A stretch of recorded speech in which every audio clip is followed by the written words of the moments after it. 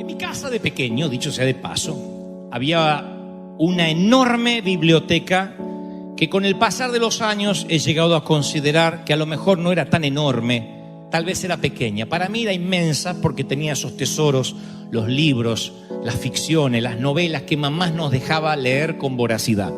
Había uno en particular que estaba ahí encajado en el resto y recuerdo que lo había dejado para leer más adelante. Se llamaba 20.000 leguas de viaje submarino, escrito por el gran Julio Verne, un adelantado de la época. Cuando saco el libro, me di cuenta que la imprenta había cortado mal las hojas. Seguramente te habrá tocado en alguna ocasión un libro así. No había terminado de cortar bien. Esas veces cuando se mueve la regla en esas máquinas y no se terminan de cortar bien, de modo que las hojas estaban todas pegadas. Ahora, la portada del libro estaba muy vapuleada, muy utilizada. Sin embargo, dentro las hojas nunca nadie las había abierto. Era un libro sin leer. Tuvimos que abrirlo con un cuchillo, hoja por hoja, para poder leer la novela 20.000 leguas de viaje submarino. Me sorprendió mucho porque dije, ¿por qué la portada estaría tan gastada si el interior estaba tan impecable? Y yo supuse que ese libro, si bien estaba allí en la biblioteca, quizás había sido usado para nivelar la pata de una mesa chueca, para trabar una puerta, para arrojárselo a la cabeza a alguno de mis hermanos, pero nunca para ser devorado por el principio o lo que soñó el autor de esa obra. Y me puse a pensar ayer mientras que escribía y le decía, Señor, ¿qué quieres que le diga a tus hijos este domingo? Y el Señor me llevaba a ese momento de la niñez y me hacía ver que muchos son como esos libros que por fuera están desgastados, pareciera que tienen un uso, pero por dentro están impecables, nunca compartieron su riqueza con nadie. De alguna forma son libros, están en la estantería, se supone que son para leer, pero nunca fueron leídos, nunca compartieron nada con nadie. Es la famosa esterilidad, personas que no se reproducen en otros, personas que a lo mejor, si la fortuna está de su lado, podrán dejar una herencia, pero difícilmente dejarán un legado. Recuerde que la herencia es lo que uno le deja a alguien. El legado es lo que uno deja en alguien. Legado es lo que nos dejan los maestros, los profesores, los pastores. Algo que, si bien no tiene un precio, se mide por el valor.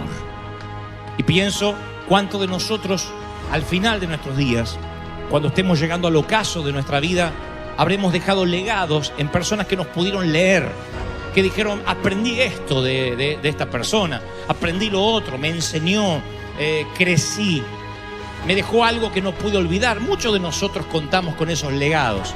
Muy pocos aquí recibieron una cuantiosa herencia cuando sus papis partieron a la eternidad. Pero la mayoría de nosotros sí nos dejó un legado de frases, de filosofía de vida.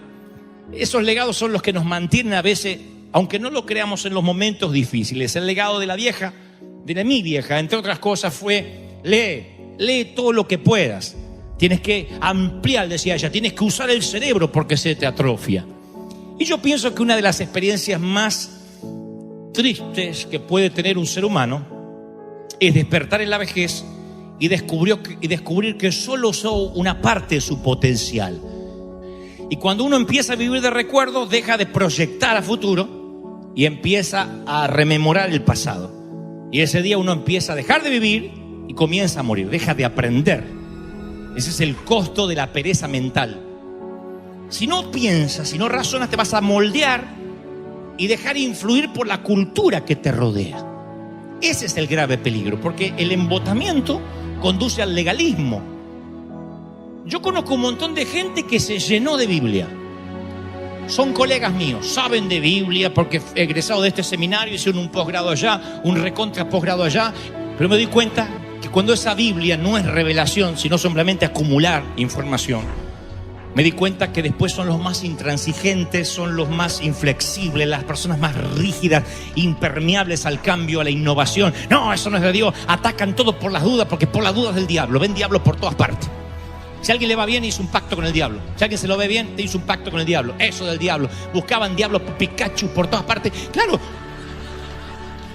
porque no se cierra la mente. Y cuando se cierra la mente, empieza la cacería de brujas. Eso no es de Dios. Eso no es de Dios. Empieza la iglesia, en vez de ser el escuadrón de avanzada, es el escuadrón de resistencia. los que resistimos a los embates del diablo, y Dios nunca nos puso a resistir.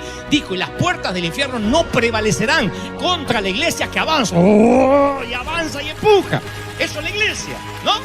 Bueno, ahora, Pablo dice, tienes que tener la mente de Cristo.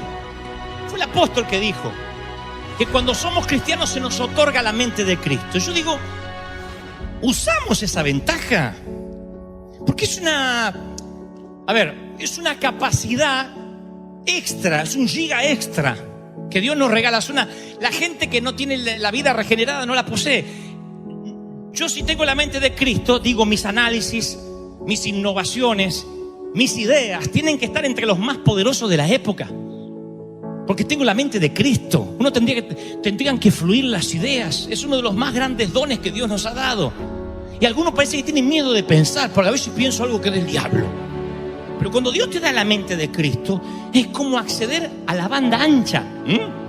Cuando uno tiene la mente de Cristo, no es esa conexión de la rayita, sino que es una banda ancha que te permite acceder a revelaciones, a manto, a sabiduría, a bendiciones, a cosas que ojo no vio, ni oído yo, ni han subido a tu corazón.